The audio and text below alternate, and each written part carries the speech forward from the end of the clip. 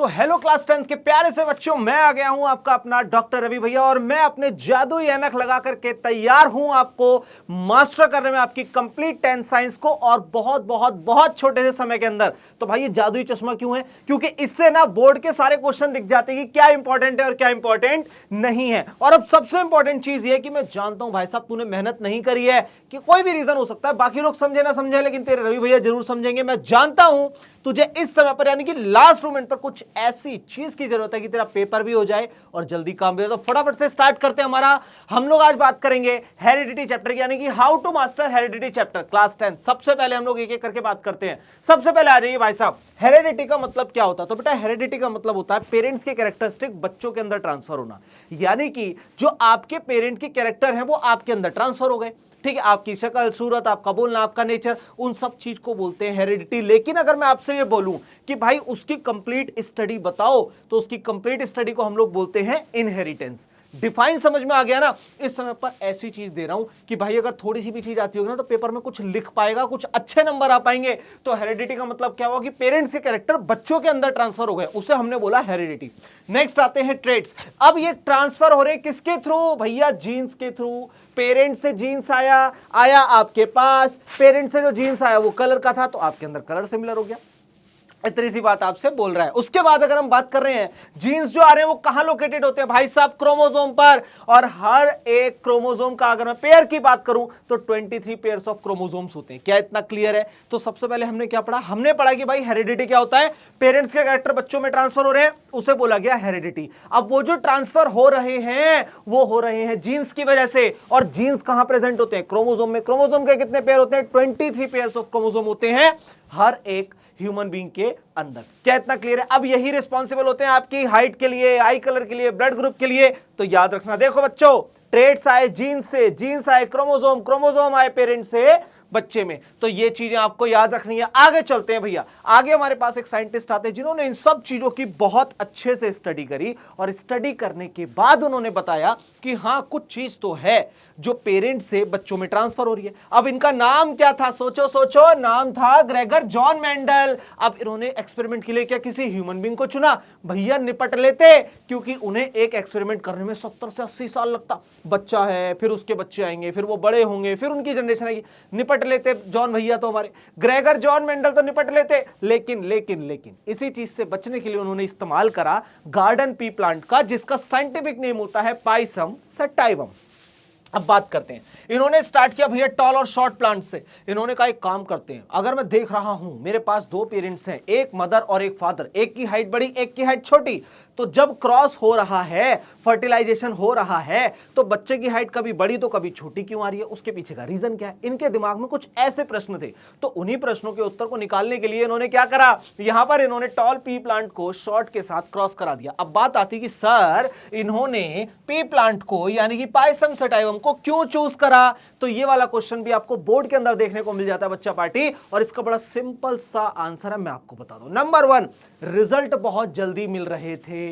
Number 2, इनका जो pollination था वो इसके हाथ में था, ये सेल्फ पॉलिनेशन कराता चाहे क्रॉस पॉलिनेशन कराता।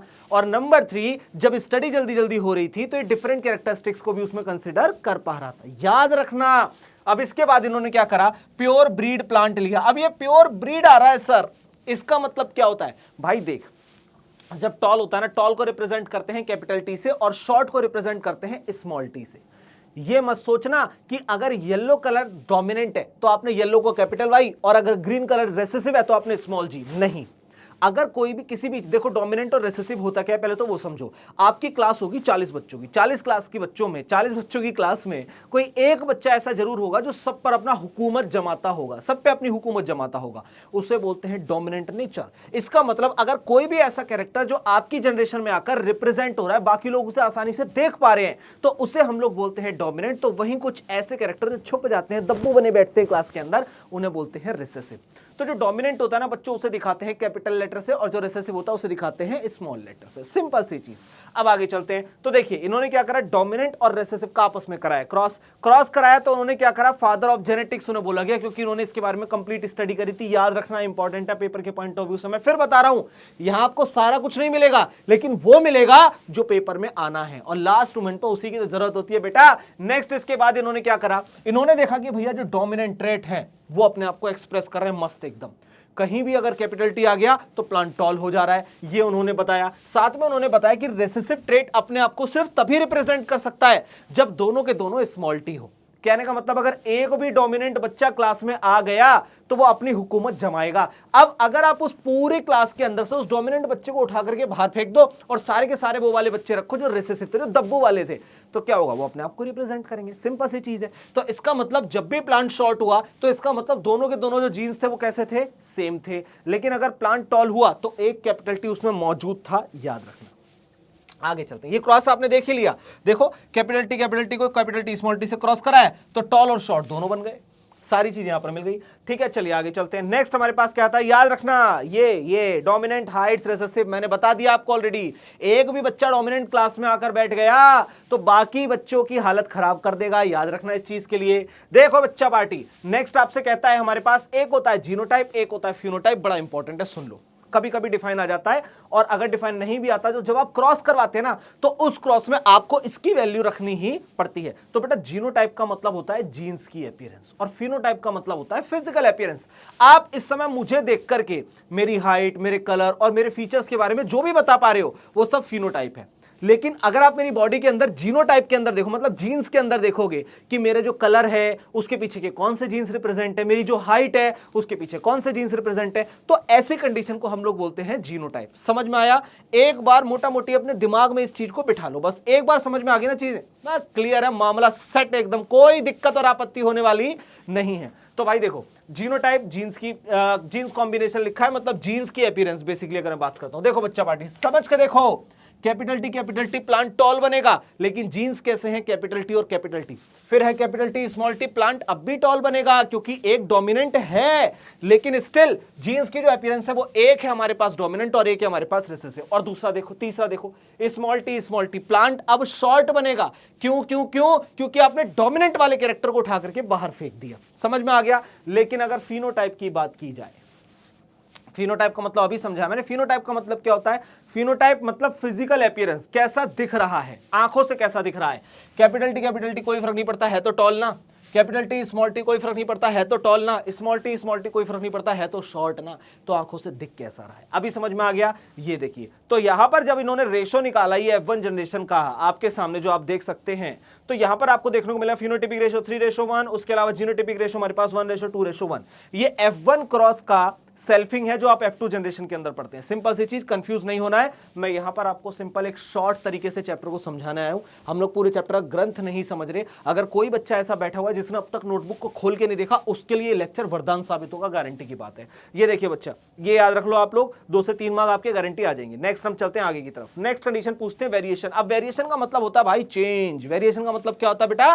वेरिएशन का मतलब होता है चेंज। अब सर चेंज का मतलब क्या होता है? भाई एक बात बताओ, अगर आप एक घर के अंदर मम्मी और पापा रहते हैं, ठीक है, उनका क्रॉस हुआ, बच्चे पैदा हुए, आपके भाई बहन है, तो एक बात बताओ, नंबर 1 कि आप अपने पेरेंट्स से थोड़े से सिमिलर हैं और लेकिन काफी सारे चेंजेस आपके अंदर हैं।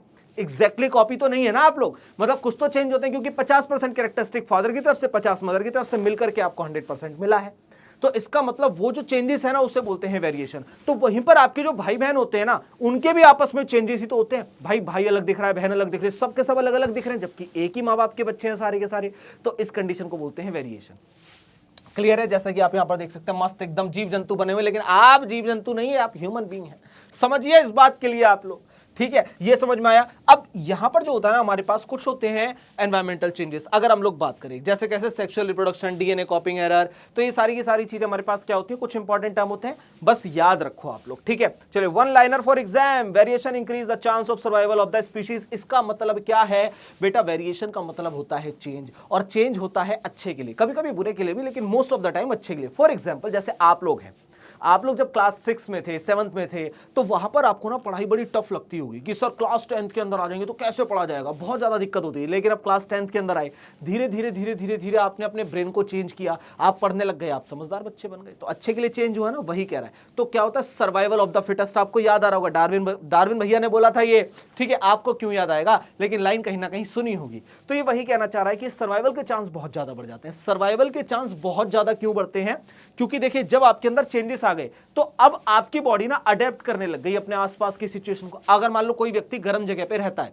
तो वो आराम से, उसके लिए हैबिचुअल हो गया ना, वेरिएशन उसके अंदर, चेंजेस आ गए, वो रहने लग गया। लेकिन अगर किसी ऐसे व्यक्ति को लेकर आओगे जो बहुत ज्यादा कोल्डर रीजन में रहता है, उसे लाकर वहां पे रखोगे ना, वो जल जाएगा, बीमार पड़ जाएगा। समझ रहे हैं आप लोग, जल जाएगा मतलब बीमार पड़ जाएगा। आगे चलते हैं, नेक्स्ट क्या आता है हमारे पास। अब फाइनल एग्जाम की स्ट्रेटेजी क्या है। आप लोगों ने मेन डेफिनेशन तो सुन ली, मेन चैप्टर का एक ओवरव्यू मिल गया आपको। अभी आपका चैप्टर कंप्लीट नहीं हुआ मेरे लाल, चैप्टर कंप्लीट नहीं हुआ, चैप्टर का ओवरव्यू आपको मिल गया कि अगर आप पेपर में बिल्कुल ब्लैंक बैठे हैं तो आपको बिल्कुल घबराने की जरूरत नहीं है। मैं आपको ब्लैंक नहीं बैठने दूंगा, पेपर में कुछ ना कुछ लिख के आने लायक बना दूंगा। ये वाली जो सीरीज है ना, ये उन्हीं बच्चों के लिए जिन्होंने अब तक किताबें नहीं उठाई और वो सिर्फ घबरा रहे, सर सर सर क्या पढ़े, कैसे पढ़े, कैसे पढ़े। तो उनके लिए ये सीरीज बनी है कि मेरे लाल बिल्कुल चिंता मत कर, तू बस आंख बंद करके बैठा, नहीं, आंख खोलकर और कानों को भी खोल करके बैठा रहे, फालतू की चीजों को बिल्कुल क्लोज कर दे, शांति से सुन। अब जब भी आपको फाइनल एग्जाम की स्ट्रेटेजी है तो सबसे पहले क्या होता है, डेफिनेशन आपको पता होनी चाहिए, रेशो याद होने चाहिए, एग्जांपल याद होनी चाहिए, प्रैक्टिस आपकी पनेट स्क्वायर की होनी चाहिए, रोज एक करो। सर पनेट स्क्वायर क्या होता है बेटा, वो देखा होगा ना, क्रॉस बनाते हैं डब्बे में, हाँ वही है पनेट स्क्वायर। उसके बाद कह रहा हेरेडिटी, हाई स्कोरिंग चैप्टर है, इग्नोर मत करना। और आपको मैंने अभी एक ओवरव्यू दे दिया है तो याद रखना। और हाँ, अगर आपको लगता है कि सर ओवरव्यू तो मिल गया, चैप्टर कहां मिलेगा, तो मेरे लाल हमारे जो ये है ना, ये देखिए देख, बोर्ड प्रेप बाय आई क्वांटा, यहां पर जा। मैं फिर बोलता हूं, बोर्ड प्रेप बाय आई क्वांटा पर जा, तेरे को इसका वन शॉट मिल जाएगा। अगर डिटेल में पढ़ना चाहता है तो वहां चला जा, वो भी बहुत बड़ा नहीं है, 1 घंटे के आसपास की वीडियो होगी। 2x पे देखता ही है तू, मैं जानता हूं तेरे को, 2x पे तू देखता ही है, 2x पे देखेगा और काम खत्म हो जाएगा, 30 मिनट के अंदर चैप्टर खत्म। और पहले चैप्टर का ओवरव्यू ले लियो, ये बहुत ज्यादा जरूरी है, ठीक है। और याद रखना बच्चों, हम लोग आप लोगों के लिए बोर्ड की जर्नी को बहुत ज्यादा आसान बनाने आए हैं, तो आपको इधर उधर कहीं नहीं भागना, सिर्फ इस चैनल को एक बार फॉलो कर लीजिए। और मैं साइंस आपकी ऐसी करवा दूंगा कि भाई साहब जब बोर्ड में बैठोगे ना तो आपको लगेगा कि बिल्कुल सही जगह पे जुड़े थे। मिलते हैं आप लोगों से नेक्स्ट चैप्टर में आपके अपने रवि भैया के साथ। Thank you so much.